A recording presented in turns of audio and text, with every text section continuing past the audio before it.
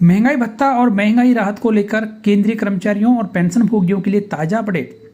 खुदरा महंगाई 6 साल के सबसे निम्न स्तर पर।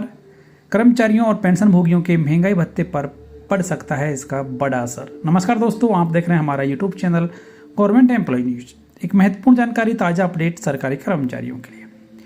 8वें वेतन आयोग के औपचारिक गठन को लेकर अभी तक सरकार के द्वारा ऐलान नहीं किया गया है। उम्मीद थी कि मई या जून 2025 में इसको लेकर बड़ा डेवलपमेंट हो सकता है और कर्मचारियों को बड़ी खुशखबरी मिल सकती है, लेकिन जून भी खत्म होने को आया है। अभी तक 8वें वेतन आयोग को लेकर आधिकारिक ऐलान सरकार के द्वारा नहीं किया जाए, लेकिन मीडिया रिपोर्ट्स के अनुसार टर्म ऑफ रेफरेंस लगभग तय हो चुके हैं और जल्द ही इसको लेकर आधिकारिक आदेश भी सरकार के द्वारा जारी कर दिया जाएगा। लेकिन इसी बीच केंद्र सरकार के कर्मचारी 7वें वेतन आयोग के तहत महंगाई भत्ते और महंगाई राहत में एक और बढ़ोतरी की उम्मीद है।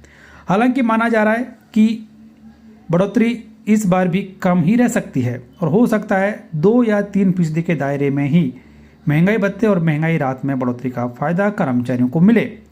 डीए और डीआर में संभावित बढ़ोतरी 1 जुलाई 2025 से लागू होगी और यह भी हो सकता है कि अगली बढ़ोतरी 7वें वेतन आयोग के तहत डीए और डीआर में आखिरी बढ़ोतरी हो।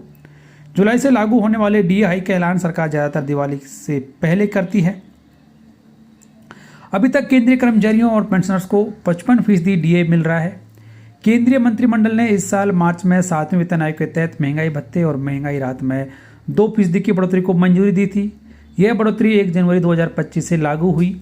केंद्र सरकार के 1 करोड़ से ज़्यादा कर्मचारियों और पेंशनभोगियों को इसका फायदा हुआ। लेकिन एक बड़ी खबर यहाँ पर यह है कि देश में खुदरा महंगाई इस साल मई 2025 में घटकर 6 साल के निचले स्तर 2.82 पर पहुंच गई, जिसका मुख्य वजह खाने पीने की चीज़ों की कीमतों में कमी आना। इससे पहले खुदरा महंगाई फरवरी 2019 में 2.57% रही थी। आरबीआई ने महंगाई में नरमी के बीच जून महीने की मौद्रिक नीति समिति की मीटिंग में रेपो रेट में भी 0.50% की भारी कटौती का ऐलान किया। अब रेपो रेट घटकर 5.50% है। रेपो रेट वह दर है जिस पर आरबीआई बैंकों को कर्ज देता है।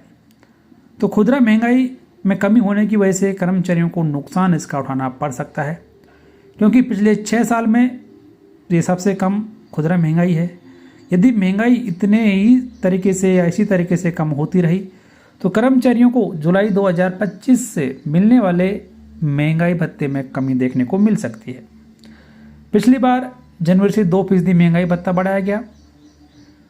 पिछले महीने के जो आंकड़े आए हैं उनके आधार पर ही महंगाई भत्ते में ज़्यादा बढ़ोतरी होती नहीं दिख रही है और आंकड़ों के अनुसार जुलाई 2025 से 2% महंगाई भत्ता आपका फिर से बढ़ सकता है।